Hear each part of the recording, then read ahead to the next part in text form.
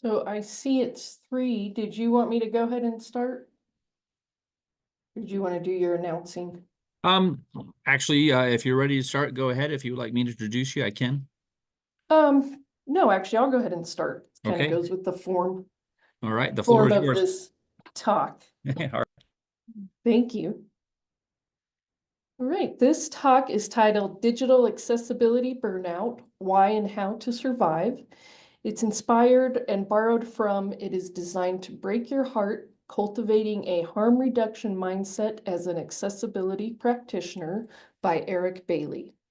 If you would like to view his presentation, visit tinyurl.com/EWCAXE25, or you can scan the QR code on the right. I will introduce myself shortly. The slides feature a minimalist design with a black background and white text, and are designed to emphasize and emote. There are only 2 images in this presentation, which I will describe. The image on this slide is a flame melting a smiley face that has X's for eyes. It signifies that as much as we believe in this work, it may be taking its toll. I plan to present for approximately 20 minutes and then either open it up for a discussion or share some more thoughts that I have, or we can end early. There is a content warning. This presentation contains 4 quote unquote bad words. They are completely necessary in my opinion. This talk is created for those who have been addressing digital accessibility. However, everyone is welcome.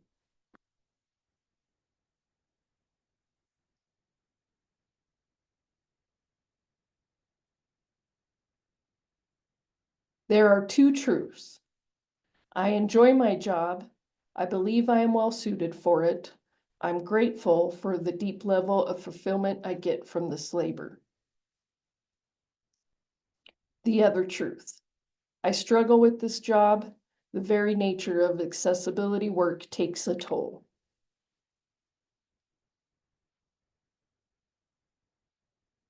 So to that end, let's take a moment. I'd like to address each person attending this talk. If nobody has told you directly, thank you. You are seen, you are appreciated, your efforts matter, you are not alone.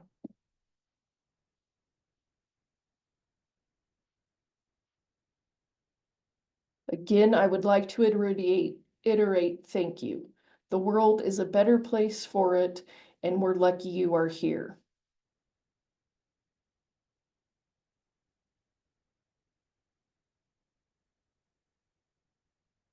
My name is Cara. My pronouns are she, it. I do feel like an it much of the time. I am the instructional designer for accessibility and universal design for learning, UDL, at Arapahoe Community College in the Center for Innovation in Teaching and Learning. That's also known as CITL. I'm a middle-aged woman with shortish brown hair and glasses. I am bipolar. I have clinical depression. I am sober. My nurse practitioner says there's a good chance I have ADHD. I am hard of hearing. I am half Sicilian and half Southern. One side of my family is an emotional roller coaster, while the other is remarkably laid back. I feel like I do not belong. Are you beginning to see the patterns and parallels?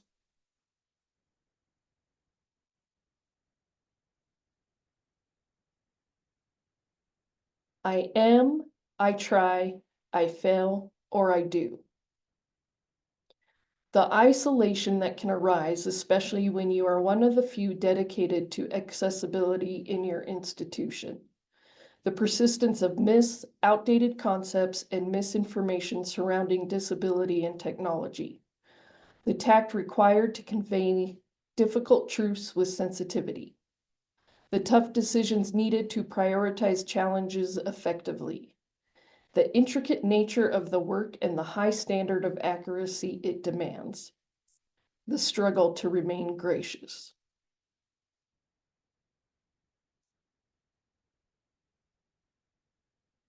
The work never stops. The advocating, the explanation, dispelling information, the relentlessness, the stress I cause others, reiterating that with specific practices, accessibility is not stressful at all. Stressing creating accessible materials is easy. Remediating is often hard. The relentlessness. Accessible design is good design. It improves pedagogy. It often looks better. It helps everyone. The work is completely necessary for some of our students to receive the education they so rightly deserve.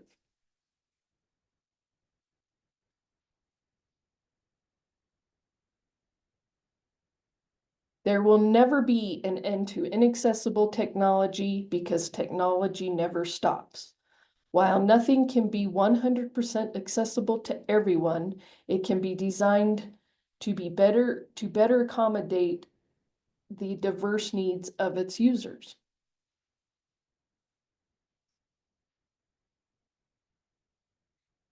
You may be experiencing anxiety.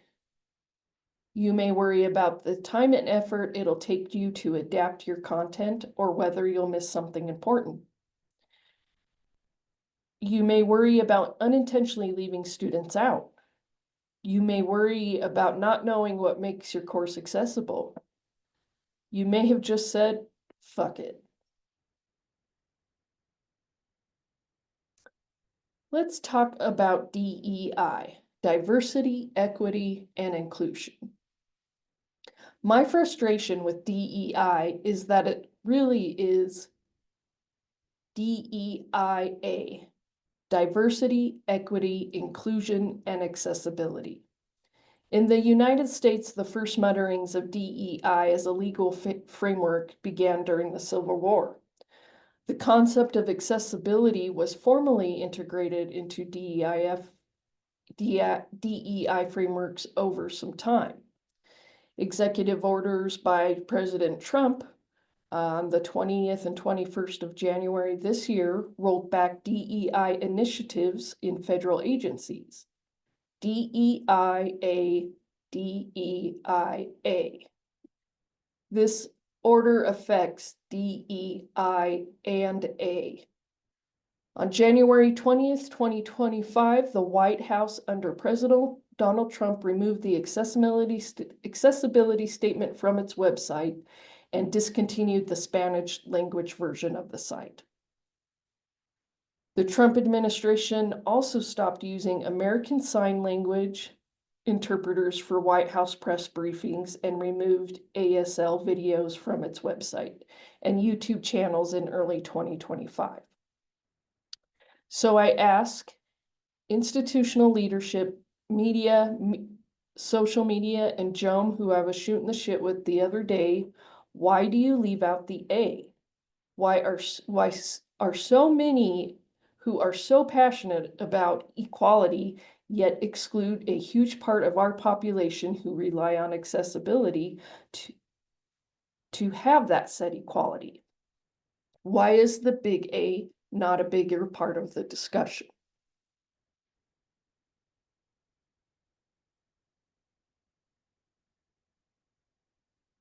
Frustration. Man, it frustrates me and it pisses me off. It is a hypocrisy that is so close to itself, it should not happen. Institutional leaders have begun discussing accessibility because of the House Bill 21-1110 and Title II laws. Now that noncompliance has a specific and very real monetary value, accessibility is worth the discussion. Damn it, now my frustration is turning into bitterness.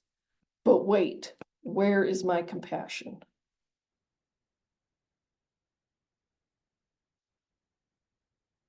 The people previously mentioned are not uncaring, do not have it out those who need accessibility, and they are not lazy. It is just that what we do is hard. Most do not understand digital accessibility, how to achieve it, and what it entails. So it is easier to leave it out of the conversation.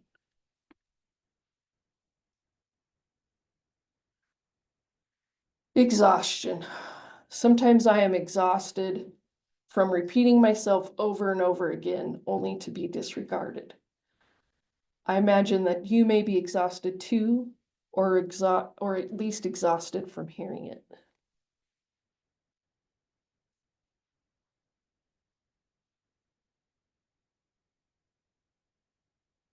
From that, I would like to take a pause break here. On the slide is a pause button. I'd like to just take a moment, maybe unclench our jaws or our fists, maybe relax our shoulder backs, take long, deep breaths.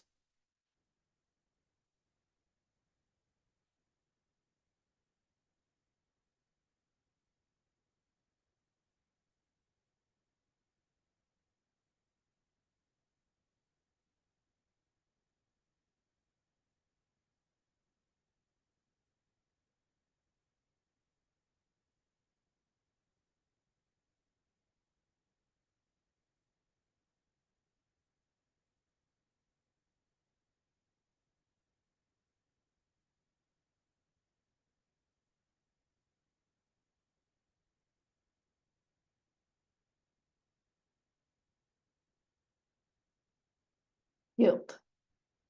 You do not have to feel guilty. Understandably, you may be overwhelmed. It can be daunting. It can be time-consuming. Time you do not have. If you are here, you are doing a great deal of meaningful work to ensure the success of many people. You do not have to do everything right now. How can you? We just don't have the resources.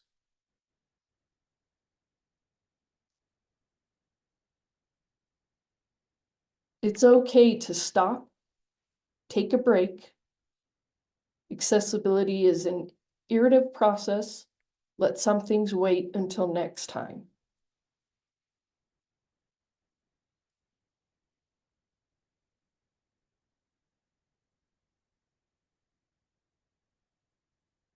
I invite you to take that break. I cannot stress the importance of it. If you feel you have reached your capacity for this work, stop and resume it at a later date or even next semester. From now on, create and curate accessible materials. Worry about remediating the old materials only when updating them. Remove unnecessary supplemental materials. If you are an instructor, sometimes we want to share everything we find and treat our course shells as informational dumps. This is poor pedagogy and poor design. And replace inaccessible media one by one. So that's one video at a time, one audio at a time, not all by one, or not all at once. Use only vetted external tools and software.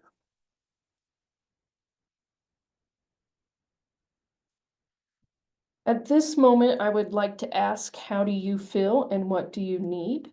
If you are up to it, if you'd like to come off mic, and if you want to express any feelings you are having or frustrations or even good stuff, anything that you are aware of. Or you can come off mic as well, come off mute.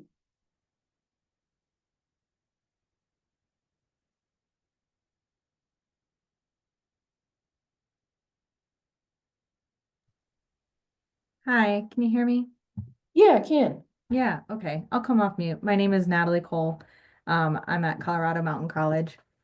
And I guess I would say that I feel engaged and I don't feel burnt out, but the people that I'm working with feel burnt out. And how would you address that, I guess? I I can understand that, and that's where um this is where I think the grace and compassion can come in from first. This from speaking from my own experience is to um start communicating to, are these coworkers or these, what is your role first before I answer this, so I know which Yeah, way to. sorry, I should have definitely led with that. So I'm an instructional designer and um I feel the burnout from some of my colleagues in um other leadership roles, but then also from our faculty that are having to do a lot of the remediation work. Our instructional designers don't do the remediation. We um we have a homegrown instructional design team, so it's not a part of their practice. They do work with faculty one-on-one and help them increase some of their digital accessibility practices, but they don't do the remediation for them.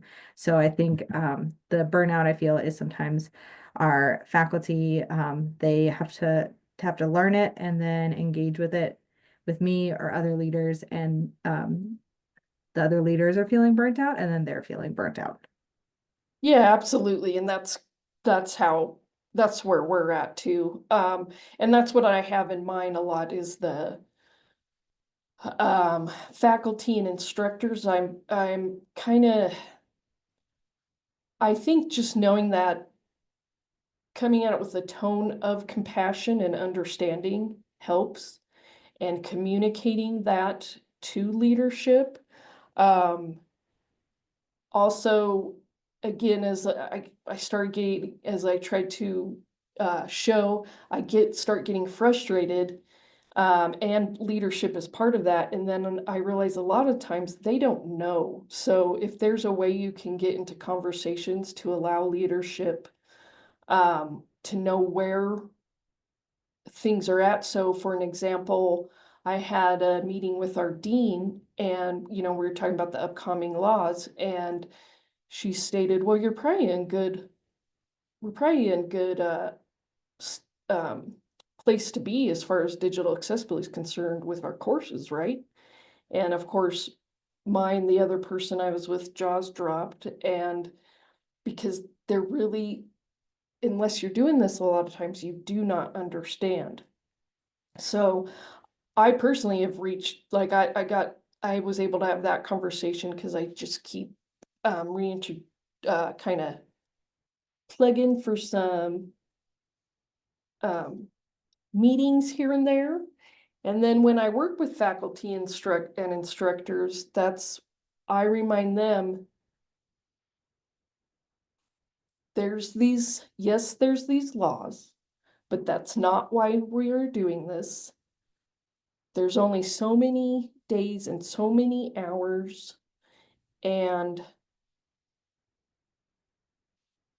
I'm trying to say this diplomatically. If they are doing what they are supposed to be doing, and and they are doing what they can do for accessibility, this doesn't, the backlash does not go to them.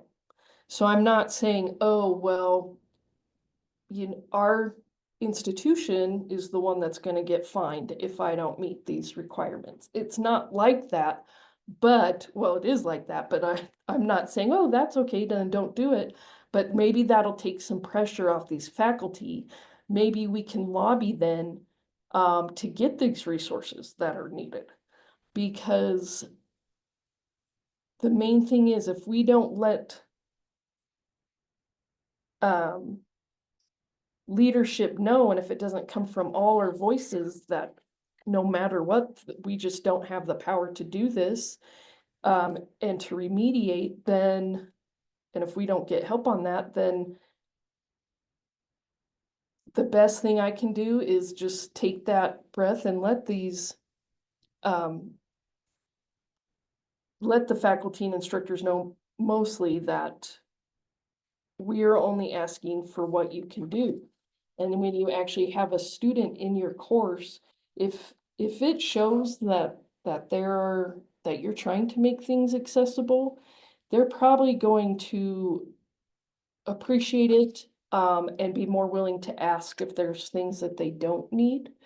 I also suggest to faculty and instructors to do the easiest thing first, or any capacity administration.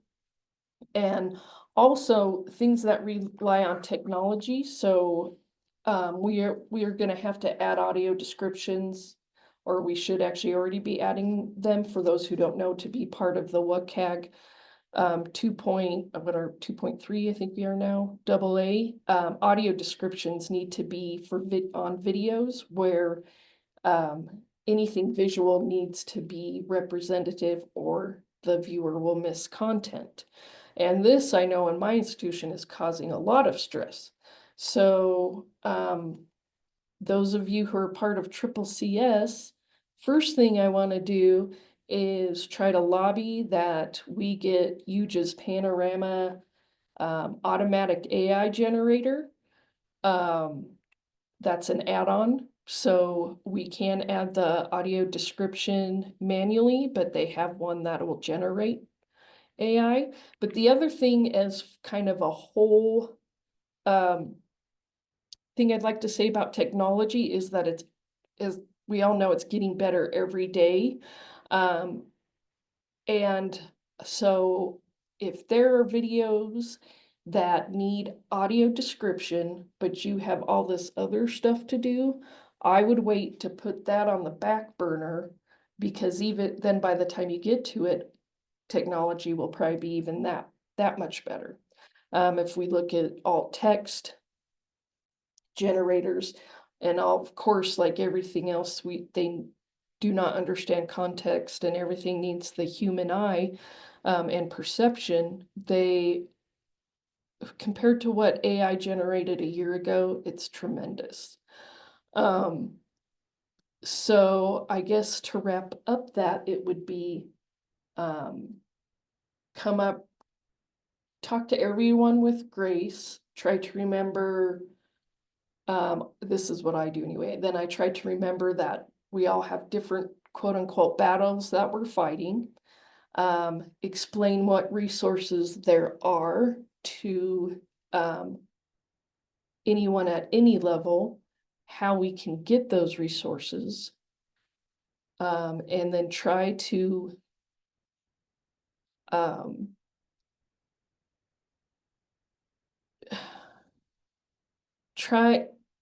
try to outline a plan for addressing the things one by one. And like I said, go easiest to more complicated, or to the most complicated.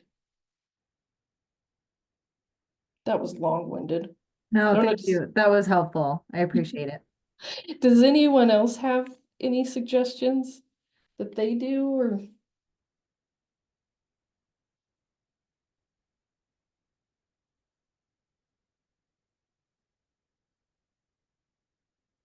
Oh, where's my slide that I wanted? Yeah.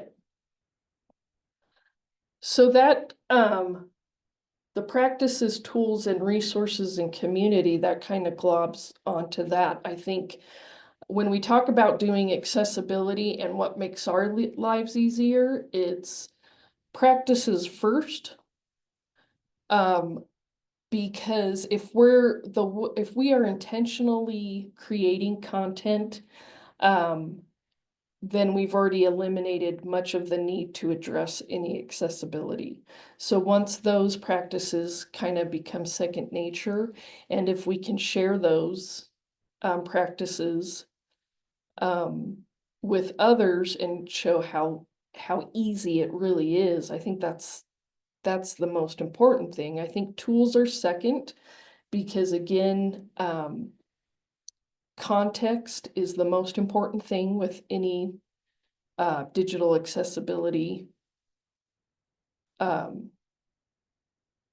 consideration, especially alternative text and audio description and things of the visual nature. But those tools are out there, and those tools do make our lives better and can make the lives of the people we work with, instructors or other instructional designers or administration. We want to make everybody's lives easier, as well as the individuals who we are creating this content for. Again, the tools we want to be mindful of course, AI, as great of a tool as it can be, depending on what tool you are using, as I think we all are, most of us by now, I bet, are getting familiar with what should be used and what should not be used. We got to be careful of the data we are putting in there. But we do want to find these tools. And then, but how do we, with this, one thing I've been thinking about just a lot today and in general is, and I'm sure a lot of you have, is, okay, well, how do I know what tools I should be using? I've heard several mentioned even today that I haven't heard of. And so I'm going to say to keep it simple. So if your institution offers some tools on site to do that, so such as the built-in accessibility checkers for learning management systems. I heard somebody talk about Ally earlier today. We have UJ Panorama here. Also letting us know about what tools are in the software that we use, such as the Microsoft accessibility checkers.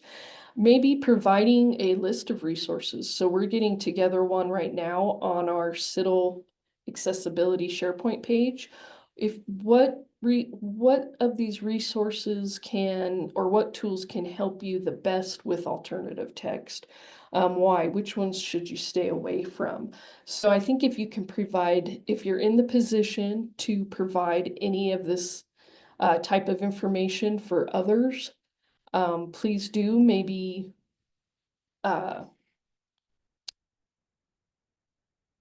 if you've done the work already, then it's great if we can share it with others, which brings down to community. It's like at this point, we all need to,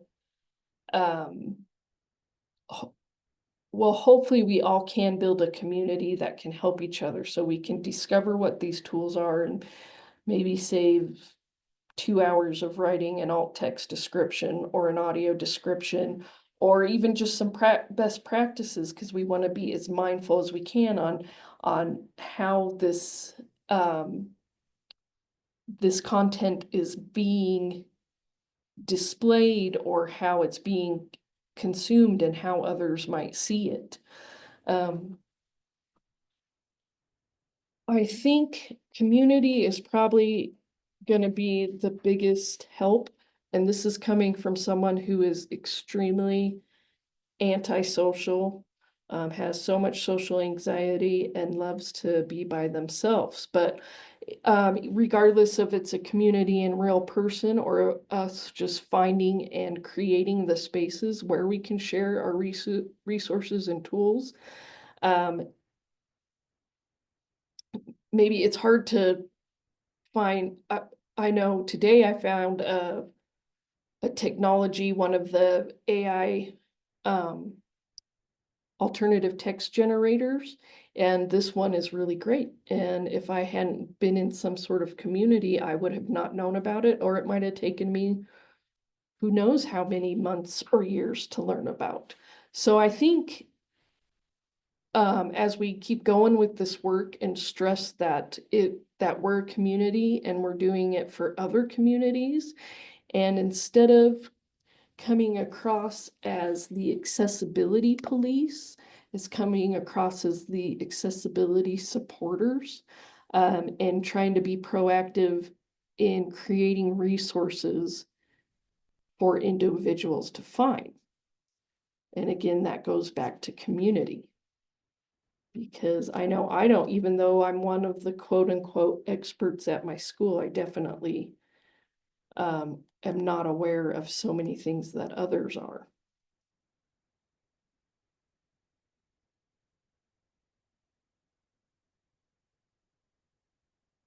Anybody else or any questions or comments?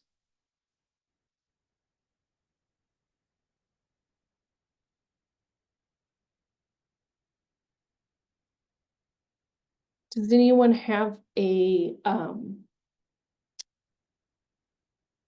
favorite practice or tool that they use that they'd be willing to share? So whether it's a remediation or tool, or whether it's resources that tell you how you can better design things or what fonts to use or anything like that. Hi, this is Natalie again. Hi, Natalie. So if you have faculty staff that really like to use Canva, for flyers, things like that. I don't know if you've tried to remediate a Canva PDF. Yeah, it's the worst. Yes. So we use Vengage, like VENNGAGE, and it spits out an entirely tagged and correct reading order with alt text, beautiful PDF. So if you can, I don't know if any of you have, like, your campuses have funds directed toward Canva anyways, making that switch to Vengage it's life-changing. So that's one I would recommend. That's very helpful because yeah, we're very Canva heavy institution and we do pay for licenses. And so I didn't even know there was an alternative. So that is awesome. Yeah, that's been a huge actually issue that we've discussed here at CITL, here at ACC.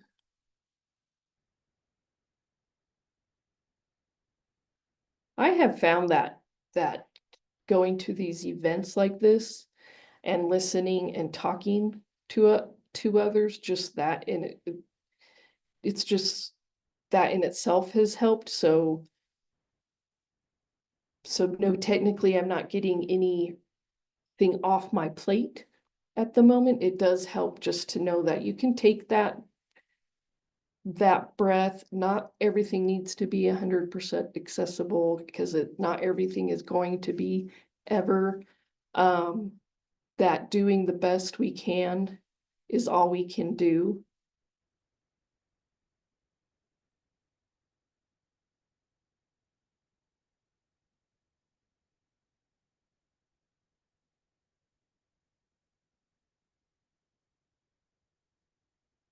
All right, well, I know we're short, but I thought this might go short today.